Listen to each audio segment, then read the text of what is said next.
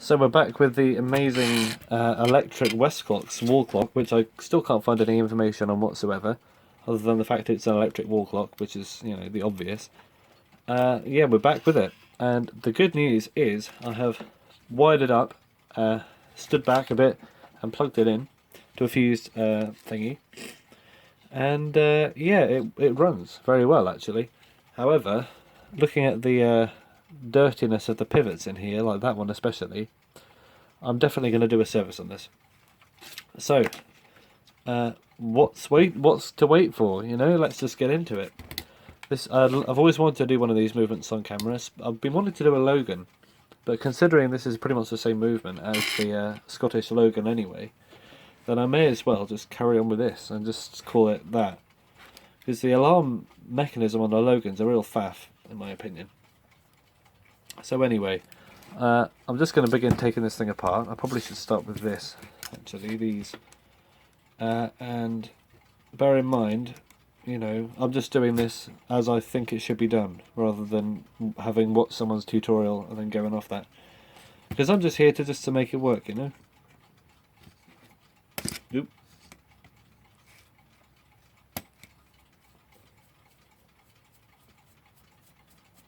Right.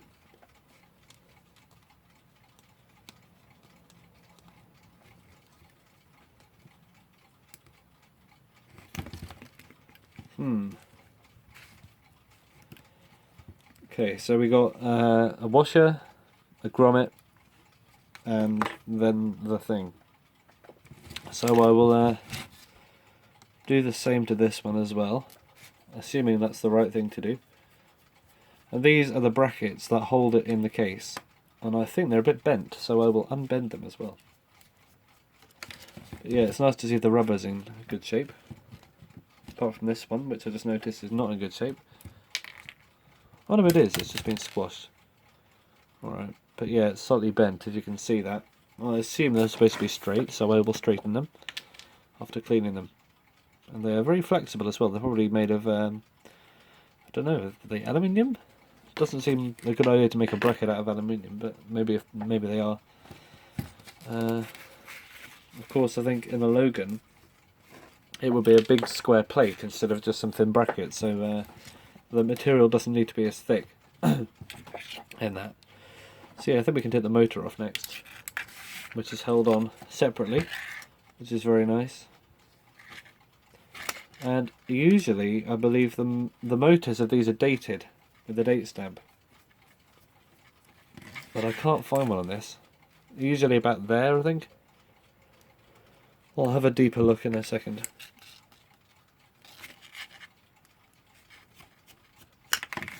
Because yeah, it's interesting to see a weird date stamp, but it's a shame because it means I can't accurately date the thing.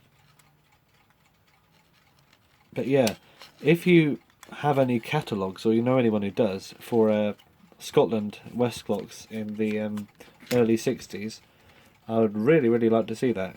Because the only one I can find is the 68 catalogue on Clock History. And that's good, but it's after they stopped using the 66 and all these nice movements and everything. And yeah, most of my stuff I think is pretty much from the earlier range. And oh, why is it turning? And therefore, you know, it's not so much use to me in particular. So if anyone has access to a catalogue or any adverts or anything with any Westclox clocks from the late 50s or even the late 40s up until the early 60s, probably before 66 or something, then yeah, I'd be very interested to see that. So let's just carry on with what we're doing, and I just got an electric shock from this. I can feel sort of something quivering through my hair. I don't know why that was, but yeah, I'm pretty sure I just got an electric shock from an electric clock. Yeah, we got the gear train in here, the fibre gear that turns around. Probably not a good idea to keep turning this like I am, because it's just going to wear it out more. So I'll just move on to the motor. Motor. I can disassemble the motor, I think, on these. Let's do that then. I'm not going to be unsoldering or soldering anything, but I will be cleaning the pivots inside this. Because I don't know why the design is like this, but the rotor for the motor is quite a small one, and it's buried inside the copper here. And I think it's a similar design to the early Smith's electric ones, before they made the rotors in all the electric clocks more open, probably for cost saving measures or something. So, time to have a peek inside this.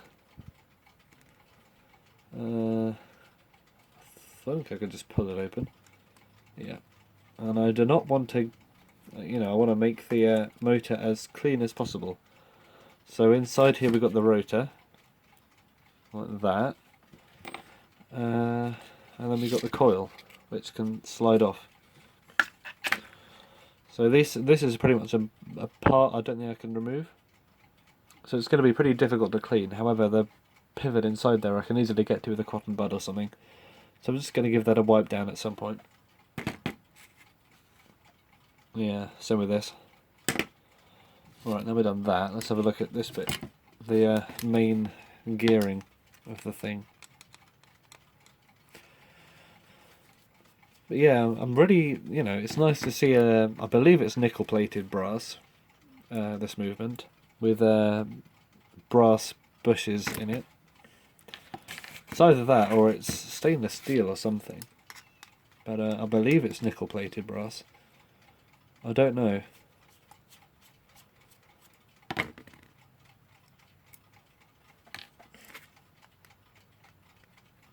Alright. It would look a bit weird. It's a big piece of metal here, and it would look a bit weird, just brass. Don't know why. Probably just me.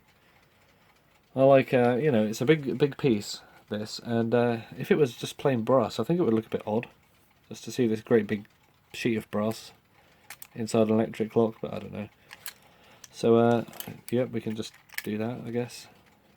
Get these wheels out of here, that's the fibre one, which I want to take care not to break and to not dry out too much. We've got this one, which doesn't want to come off. We've got this centre one, which probably will come off with a bit more force. Can I remove this pinion on here? Because this drives the seconds hand, and it'll be very helpful if I could remove that somehow. However, knowing Westclox, it's probably not a good idea that I try. So I'm going to leave it attached, unless it just falls off by itself. Oh, hang on a minute. I just pulled it off with my hands. Well, I held onto the gear that the other end was attached to and I just twisted it off. So, yeah, fair enough. I guess you can remove that. What was I talking about? Also, we got a very, very weird blob or something that I really don't want to touch. I don't know what this is. Ugh, it's like grease or something. I don't know how it got inside here, so I'm just going to wipe it off. And never touch this towel again. Yeah, it's grease. I don't know why there's a massive blob of it. Yeah. Yeah, that's not nice. So, that's simplified the situation a little bit. We got a plate with one gear riveted onto it. And a plate with this riveted onto it, which I don't think is going to come off. But that's okay, I think we can work around that. And I will be cleaning this and seeing you next time, I guess, to see a cleaned version of what you're seeing now. So yeah, make sure to keep, subscribed to see the end of this, or you might not.